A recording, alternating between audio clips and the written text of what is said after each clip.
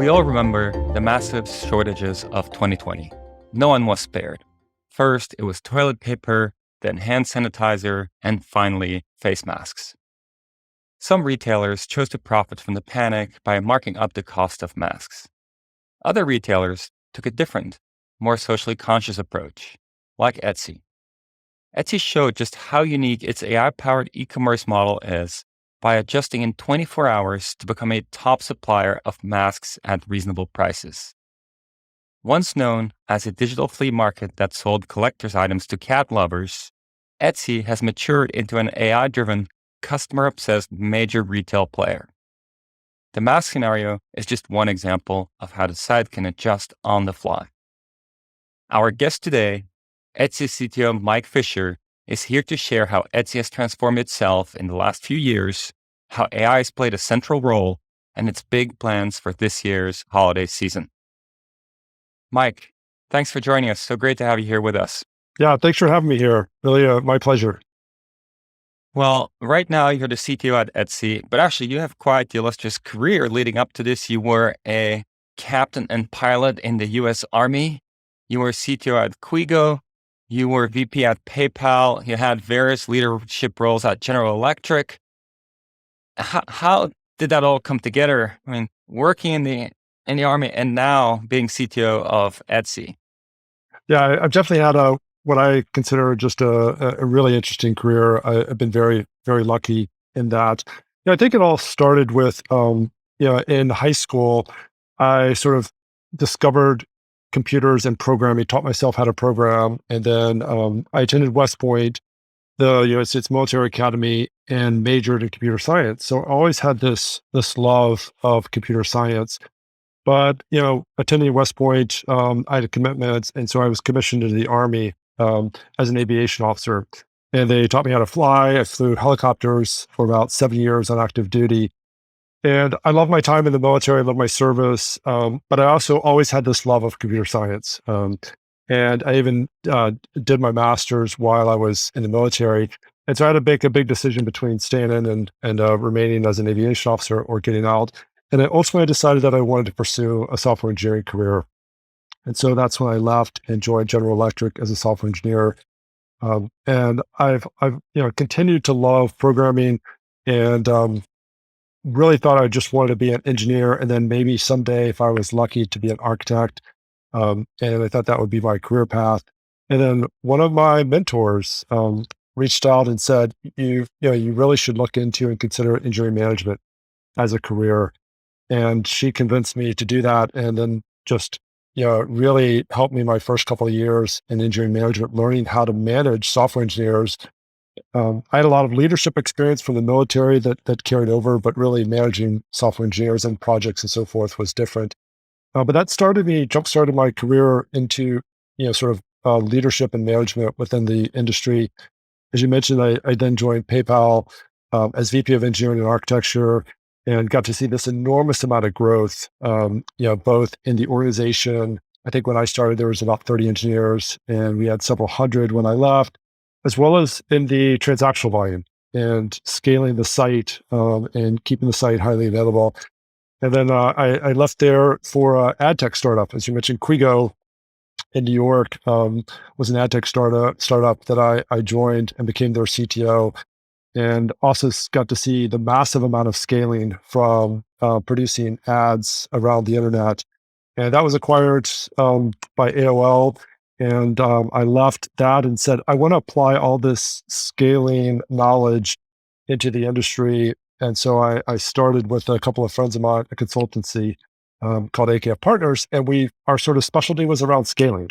And so we wrote a couple books about it. I ended up and continued back for my doctorate in management at that time, and really wanted to be this practitioner scholar and taking the sort of knowledge that researchers were producing and bringing it into the industry and helping people with their organization and technology scale. And I did that for almost a decade. And one of the companies that I met during that time, when they were just a startup in 2008, was Etsy. And I got to know the company, and I just loved the mission around giving this marketplace for creative sellers to produce and find their audience. I loved it. I got to know the company. I came back several times for either speaking engagements or to consult with them. And then in 2017, when Josh Silverman took over as CEO, he brought me back in as a consultant, and kind of one thing led to another, and he gave me an opportunity to stay. And I said, kind of I only thought it for Etsy. I just love the mission. I love the culture. It's such a strong engineering culture that's just got amazing people, and it's now been 4.5 years, and nothing has changed my mind about that. Amazing mission, amazing culture, and just super strong engineering talent. That I've really enjoyed to get to know. And arguably, it's been the most successful and amazing years for Etsy as a company this last few years. Now, for our listeners that are not familiar with Etsy, can you describe it? Yeah, so Etsy is a global online marketplace for buyers and sellers. And we have, just to give sort of a scale, I mentioned that I'm sort of into scale. We have about 100 million items on the marketplace. And to give a sort of context of how large that is, I think the average grocery store has like 40,000 items. So that's like having 2,500 grocery stores and massive amount of items.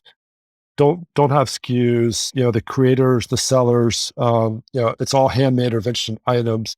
They get to make and describe it how they want, because some of it's very unique.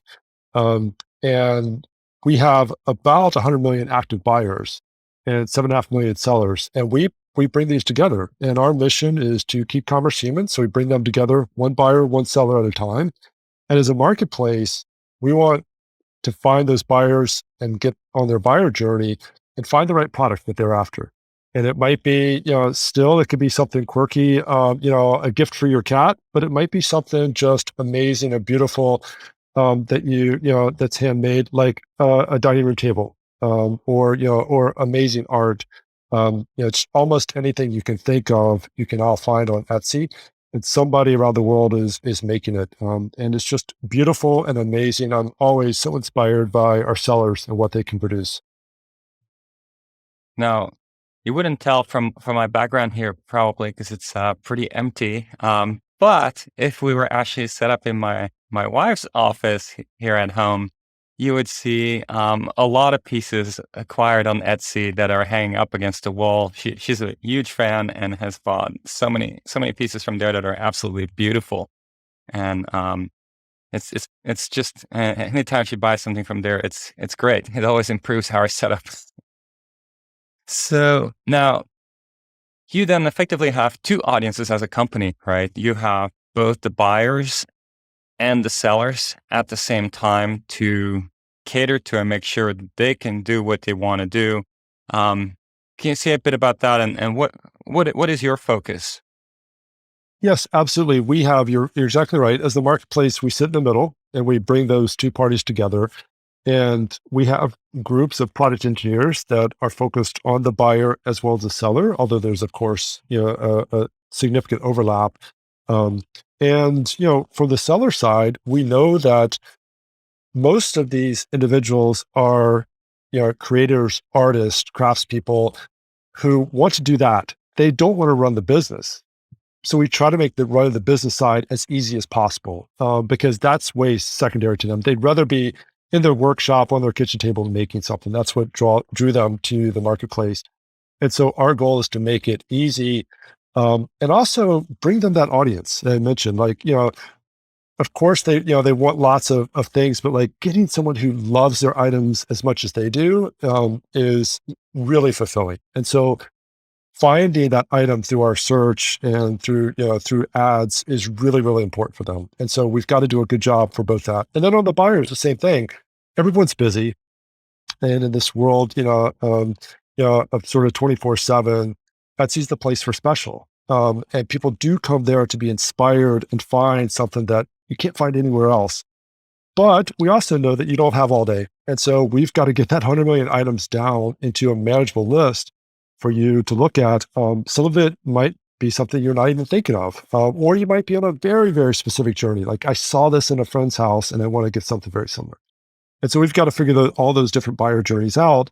And you mentioned in the intro that we are a heavy, heavy big data machine learning company. I describe Etsy as kind of an iceberg where what you see up top above the waterline is the marketplace.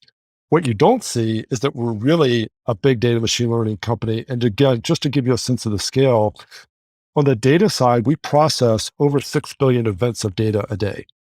And we use all of that in machine learning algorithms to power everything from recommendations to search to, to all of these, sort of parts of the buyer journey.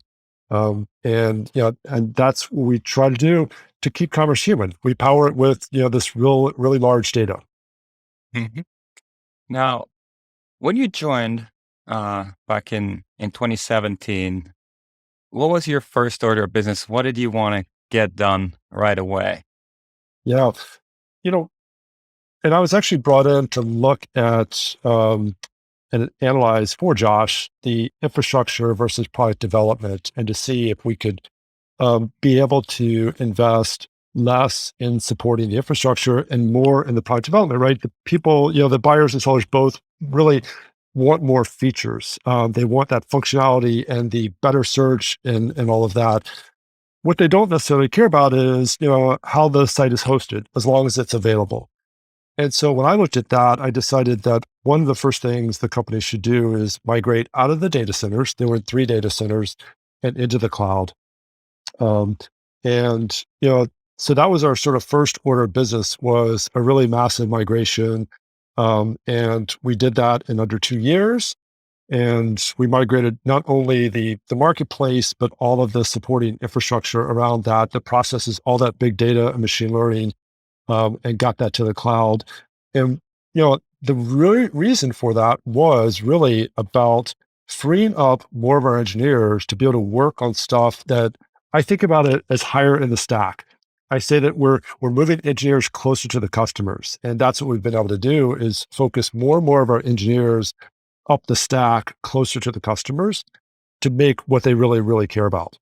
What is it that the engineers now get to focus on then? Yeah, and we certainly still have infrastructure and SRE engineers who support the site, and keep it highly available. I also tend to say that availability is our number one feature, right? That we first and foremost we keep the site available, but we can also focus on performance, and we can focus on as we grow the product engineering team, keeping them efficient, which is another aspect of scale. As you grow this organization, you know, at one point, right after I joined, we're down to about 270 engineers, and we're now up over 600 plus engineers.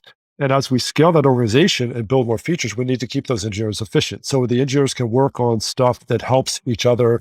And then those product engineers we can expand, and we can work on things like recommendations and search and redoing our mobile app, the Sell on Etsy app, and continue to invest in the Buy on Etsy, the buyer app, and all of these feature functionality that we've been able to work on. And so we've been able to apply more and more of our percentage of engineers into product development. One thing that when we're reading up on Etsy's recent accomplishments stood out, of course, is the ability to adapt so quickly in case of the pandemic to start offering a very large number of masks, right? How did that come about? How did you first even realize this was possible? And the sellers need to change what they're doing, I imagine. Otherwise, you can't offer it. That's right. When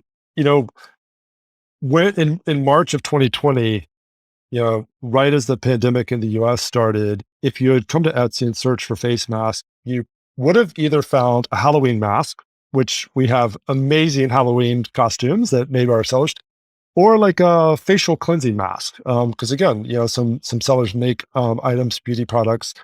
What you wouldn't find is a protective mask that you would think of today. And so we immediately, when we saw that this was becoming a trend, that people were coming to Etsy to look for this, we started working on our search, and we basically trained. We took humans, we trained several hundred on these new masks, trained our algorithms, and then fed that back in. And overnight, we were able to retrain the algorithms. by jumpstarting it with some human, we call it human in the loop, some humans annotating what these masks are, retrained that so that you would see these. And then, as you mentioned, on the sort of supply side, we reached out to sellers and said, look, there's this massive demand. And we think that this could be an opportunity for Etsy to do good in the world. We do lots of good in the world, but this is another particular time. And so we reached out to sellers and said, as the pandemic is hitting, many of you have access or are seamstress and access to sewing machines or machinery that can make this. Think about switching and making this. And overnight, we have people that might be sewing wedding dresses start making masks and able to to switch this. And this is the great thing. Not only do we have an engineering culture that can overnight pivot to this. I'll talk about some more of the things we had to do. We had to add banners to make sure people were safe, and then even add functionality for sellers not to get overwhelmed. That we weren't used to sellers selling thousands of items a day. And so we had to, from our member services team and our trust and safety teams, we had to put in a new process. The engineering teams had to make ways to sort of shuffle people into search so that they didn't get overwhelmed from the seller. But the sellers, could pivot so quickly that they don't have these massive supply chains like most e-commerce or retail did. And that's why in the early days, so many people couldn't find masks, but you could find them on Etsy. I think you mentioned, or I don't know if you've seen the data, but 1.7% of our gross merchandise sales in 2020 were from masks. So a massive amount that year. That's absolutely amazing. That's quite the switch up there. Yeah. Now, one thing I'm really intrigued by is you said, you have human in the loop, a human in the loop process to essentially reteach the AI system powering the search. Before we get into the human in the loop part, I'm really curious about the AI systems overall that you're deploying at Etsy. Where are they and what are they doing? Yeah. I mean, I have to probably start with search because that's been, just a massive focus of ours over the past 4 years. I think the team has really taken us from, probably early sort of stage search into the modern search era over this past 4 years. So I think, they've jumpstarted us with that. And the way we think about search is really sort of these three stages. There's the information retrieval layer, which, is basically, grabbing, the very, very basic, it's something like Solar that's grabbing terms, in a TF-IDF sort of way. And then second layer is around, this candidate selection. And we call that kind of a first pass. And then the second pass is a re-ranking. And so in all of these, we've been applying machine learning. In the information retrieval layer, we introduced something called neural information retrieval, NIR. And this uses deep neural networks that are trained on user behavior data and language patterns to encode search queries and listings via dense representation. And when we applied that, we were able to see a 15% decrease in no result queries. So, you might type something super specific and not see anything if you're just using the basic, TF-IDF, results. But by applying this, which, connected this user behavior and language patterns, we're able to reduce that significantly. And what this addresses are things that, that traditional term-based retrieval just doesn't do. Things like difficult to understand antonyms, hypernyms, synonyms, things like that, sensitivity to spelling errors or different word formats. And then, the fragility of this morphological variance, like woman and woman. And, this is very, very data hungry. I mentioned we process a lot of data every day. But it was super, super useful, and it wasn't meant to replace this exact term matching, and we actually merged them together. And that was one of the first things we did. Recently this year, we've introduced what we call XWalk. And the whole goal here is we call it bridging or reducing the semantic gap. The term that you put into the term that the sellers use is the semantic gap. And I think about this in things like, blazer and sports coat. Like as a seller, I might, put my listing in as a blazer. but you might come along and search for sports coat. And we need to be able to bridge that semantic gap. It could be, and that's just one example. It could be anything from color to many other things. And so one thing that we introduced this year was, again, not to replace this information retrieval layer, but to supplement it, was what we call XWalk. And XWalk is a large-scale, real-time graph retrieval engine, and it provides more relevant searches by blending some of the listing facts with the buyer intent. And we did go public with this metric, so I could talk about it, that this large-scale graph retrieval engine was able to provide an incremental 50 million in annualized GMS. So 50 million in more sales for our sellers by this. But again, very, very data hungry. XWalk allows us to use an 11 times increase in data leverage. So we went from pulling about 150 million data points to 1.6 billion for a given query. So massive amount of data that's processed. And so that's all at that like information retrieval layer at that first pass, which helps with candidate selection. Over the years, we've introduced this, what we call the semantic candidate set. And we did something with a VPCG, or vector propagated click graphs. And we embedded machine learning models into the candidate selection. And we built these vectors off the data that we had around users clicking. That's why it's the VPCG. And that was able to, so when you get the information from the IR layer, you get this massive candidate set, and we reduce it with the first pass. And we did that with these VPCG. And then we pass into the second pass. And this is about re-ranking. And we've done a couple things here. One of those, we introduced a Lambda Mart, which is a pairwise learning to rank algorithm.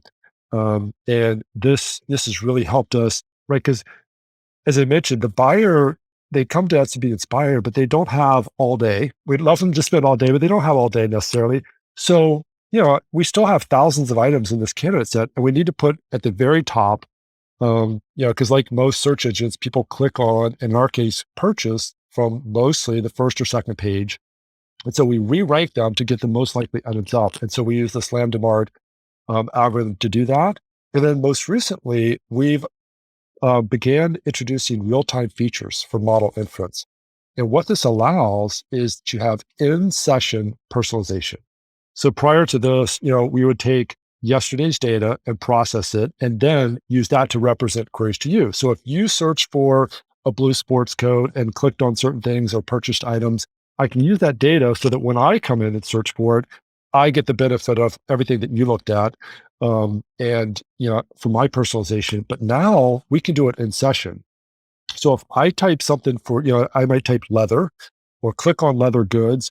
And then if I just type in wallet for my search, I can now use this idea that, but this person has enjoyed looking or searching for leather items, and put leather wallets at the top of the search ranking. And so all of this has enabled just better and better candidate selection, heavy use of machine learning, and this personalization, in real time. Now, that's amazing. It's really interesting the way you lay this out, Mike. The clicks, the user clicks are essentially guiding what the positives are, right? And what the right connections are. I am curious though about how do you need any negatives, or are there, how do you get, because if everything is a positive at some point, you don't learn anything either, right? So how do you bring the negatives for the training data? Yeah, that's right. And we use like NDCG as a way to analyze. And so when we train and replay different algorithms offline, we look at items that were very high in the list, but didn't get clicked or favorited or added to cart or any of this. And that is a negative signature to us that someone passed over that item. And so you're exactly right. We use the positives, but we also use the negatives to see, maybe this item didn't belong in the first or second row. Maybe we should be a little bit lower. In the first part, the information retrieval part, the neural information retrieval system that you described, I'm curious, is that trained in an unsupervised way, or is that also trained supervised on clicks? Yeah, that is trained in a supervised way with the clicks, and with, basically taking more of that user behavior and using that in the, to train the models. Got it. Now, everything you described so far makes me think of text, the way you described it. I'm not sure if I'm correct about that, but Etsy obviously is also very visual. When I visit the site, I even more look at pictures than read things, right? So how do you bring in the visual part? Yeah, that's a great question. So you're right. Much of our work in the early days was around text. So it was about the text of the sellers wrote for the listings. It was about text for tags. It was about the search query, the text in that. But what we've done over the past about 18 months is focus on computer vision. And so, we're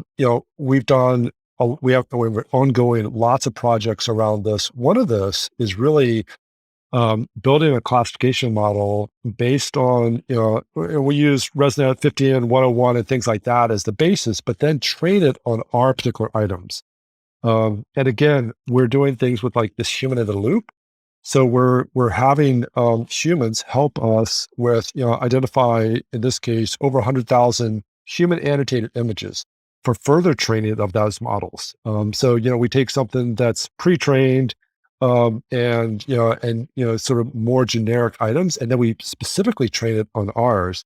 And so what we're doing is we're trying to identify this listing image so that we can feed that as a feature into our models.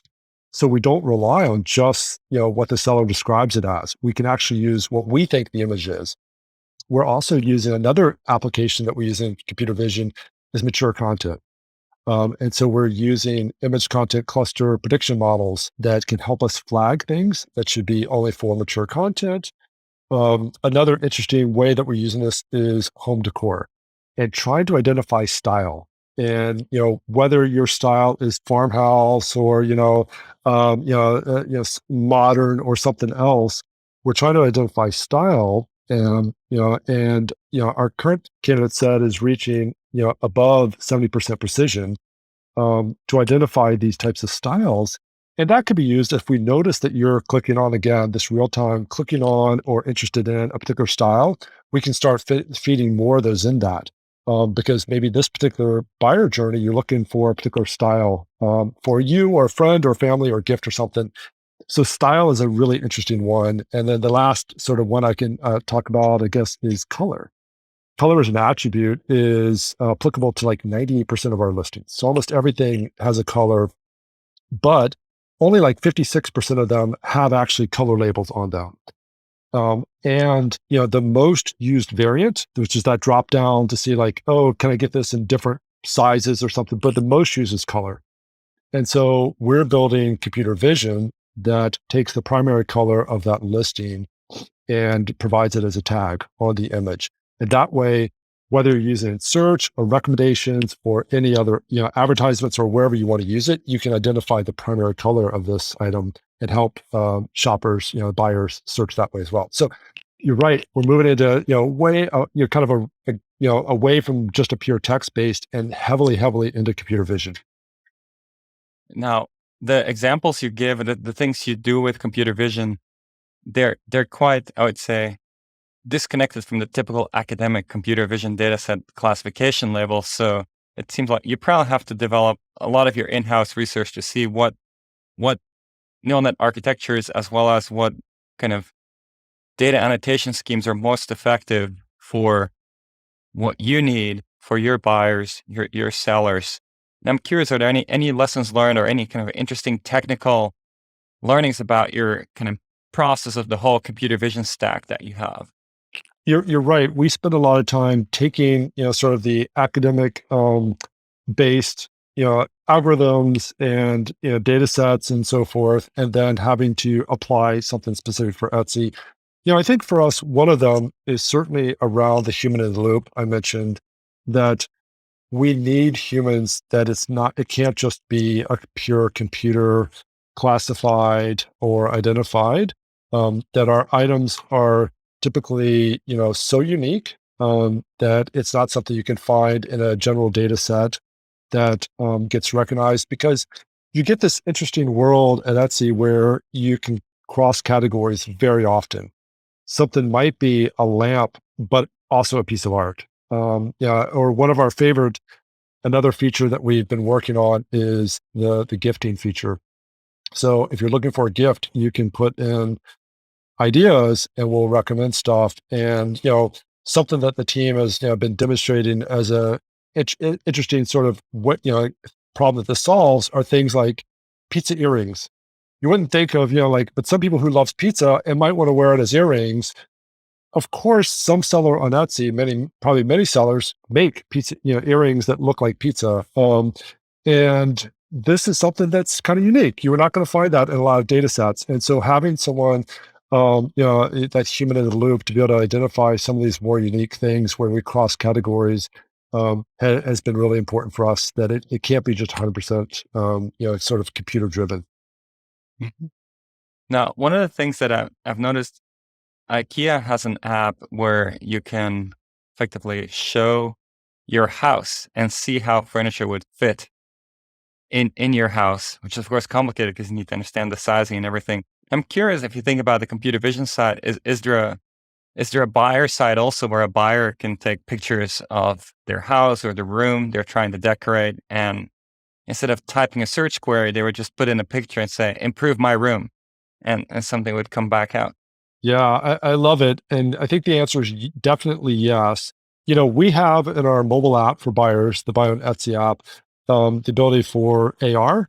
And so you can do exactly that with a piece of, art or something. You can see it on your wall and see the dimensions. I've used that recently to see how how large of the print I should buy for my wall. We also have done, some work with third parties around. It's called the Etsy House, which is this sort of 3D virtual walkthrough of a house that's fully furnished. And everybody who's with Etsy products, everyone who's seen it says basically, can I just buy that entire house with all the furnishings in it? Because it's so beautiful and amazing. But I love the idea. We've talked about like eventually, should a buyer be able to take a picture of a lamp or or a couch or a piece of furniture, and us find that style and something that would match. And I think that is absolutely where we're going with computer vision and style, and all of that. That be able to recommend, for maybe for those of us like myself who aren't necessarily the greatest designers or interior designers. Like I would love something to be able to say this really complements. So yes, I think that's absolutely in the future. We are dropping new interviews every week, so subscribe to The Robot Brains on whichever platform you listen to your podcasts. Nothing that has really stood out in the last year, I would say, for me on AI Twitter is the ability for people to create art with AI systems helping with the art creation. So where you can maybe just type something, you say, I don't know. One of the famous examples, of course, is you want maybe an avocado chair, and it somehow generates a picture of an avocado chair, but that doesn't necessarily really exist. But somehow it knows how to generate that picture, and more generally, visual ability to create visual scenery based on text, right, in all kinds of styles. And that makes me curious, kind of on more generally on what do you see as the future for AI in terms of enabling your creators, your sellers. Yeah.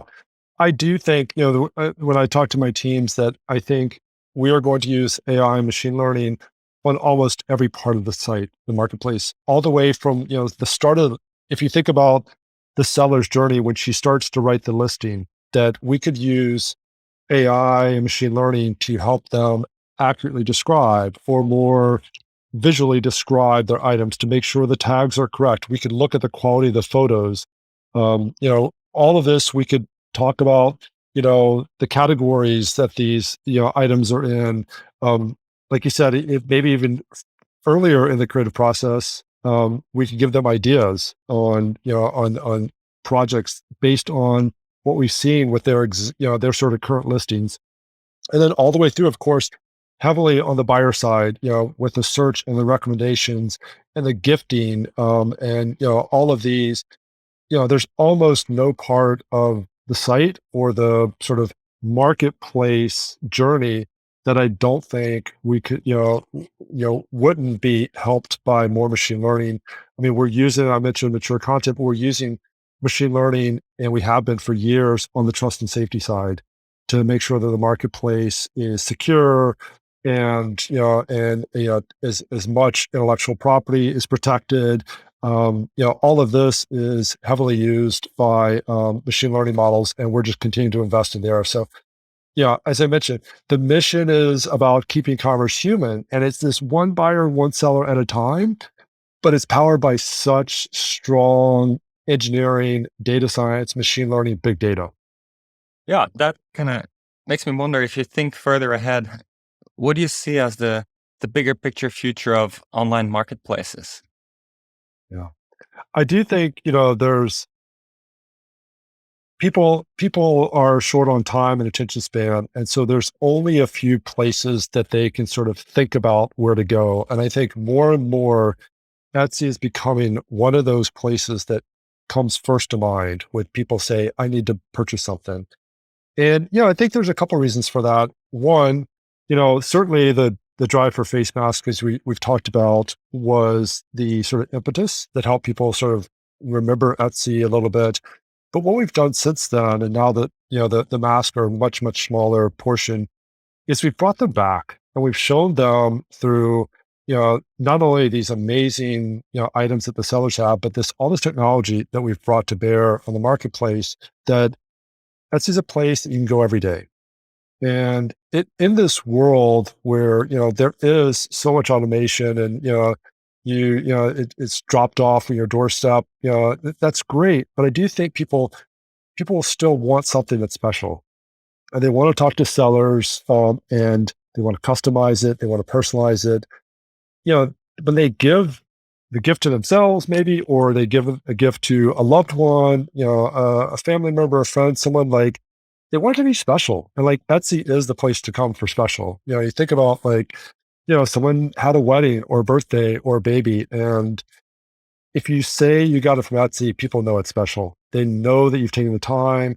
You probably talked to the seller. There's a story behind it. It's a small business. There's so much positive. And I think that is the future. There's just fewer and fewer places that people are going to keep in their minds to go. Certainly, there's the massive retailers that, like all of us, need for commodity items. But then there's places that just bring joy and special. And I think Etsy's one of them. And so I think that's, one of the things that we're going to see in these marketplaces is there's just fewer places that people remember to go. Say joy, getting special gifts. We're heading into the holiday season, obviously. Is there something that Etsy does specifically to prepare for that? Yeah, we start really the entire year, is built around our product roadmaps and feature development for the holidays. But from a pure infrastructure, we start in around July, and we start working on plans for, this period in the holidays. I mentioned availability is our kind of most important feature. And so it's really, really critical that we have high availability of performance. And so we have a team dedicated to this, starting about July. We work with our partner who host, the cloud that we're on, Google. We work with them. We plan, we give them all of our sort of predictions on our size. And we even run, these, game days in which we load up traffic and, artificially, and we ramp it to a much higher percentage than we think we're going to even need. And it shows us where the cracks are in the system. And then we get time. We do that early enough that we have the teams can focus on this. And this might be, something the caching layer, database layer. It could be a service, a microservice, that whatever. And we really, kind of push that all out, or ramp that up so we can find that and find it in time to fix it. And we've done all that. And then coming into the actual season, we of course monitor everything. Etsy's been known historically for monitor everything. We do monitor an awful lot. And we watch the graphs, and we're constantly sort of very vigilantly watching and monitoring for things. And then we're very good at reacting. Should there be an issue, that the team is, just really, really good at reacting. Everybody pitches in. It's part of, I mentioned, the wonderful culture of Etsy is we have this blameless culture. It stems from our blameless postmortems, when there will be incidents and there will be issues. And we take away from there and do a postmortem that we call blameless postmortem, because we're not looking for who to blame. We are looking for why something happened, what surprised us, what can we learn from this? And by having that amazing sort of open culture, if something happens, people jump in and actively say, "Well, I just did this. Could it be that? I just made this change." And we are continuous deliveries, or continuous deployment. So we're pushing code, a lot, up to 50 times a day. And so any of these changes might happen. And so, but nobody sort of hides and says, it couldn't have been my change. It was always, I made this. What can I do to help? And everyone pitches in. And because of that amazing culture, we respond very quickly. So lots and lots of months and months of prep for the holidays, so that our buyers and sellers have a wonderful holiday season. That's what we're here for. Well, I love this blameless post-mortem culture. It sounds amazing. That also makes me wonder back to actually your earlier days. I mean, as a captain serving the army, as a pilot, helicopter pilot, I wonder if are there any kind of lessons that you've brought in from that into what you're doing today? Yeah, I mentioned leadership, and I think certainly from the military, from West Point to my time, active duty and National Guard, that they taught me an awful lot about leadership, and that sort of is applicable almost anywhere.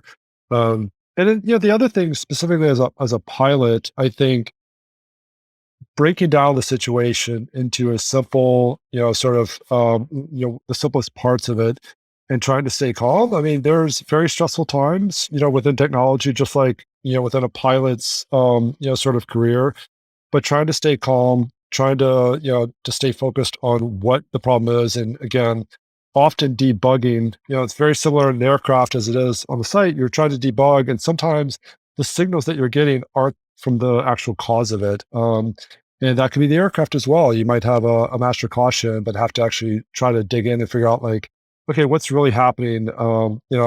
Is it just a bad sensor, or is there something really serious going on? So a lot of that, trying to stay calm in the situation and thinking things through, and try not to jump. Oftentimes, unfortunately, in aircrafts, it's not the actual issue with the system. It's that the human side of it, that they do something reactive that they didn't maybe even need to, or they do something incorrectly. And so trying to remember that, and carry those lessons over, I think has been helpful in my career. Well, it seems if you're used to debugging things in the air where your life is at stake, it must feel pretty relaxed to debug server issues by comparison. I don't know. Sometimes there's a lot of stress when there's 7.5 million sellers depending on you. A lot of people depending on you. Yeah, yeah. But the team does a great job. They're amazing, and I'm just really proud of that culture and the brilliant people that support and build the site. Mike, thank you so much for coming on. This was a wonderful conversation. Thank you so much for having me. Yeah, I really enjoyed this, and thank you for the opportunity to be here. It was really my pleasure.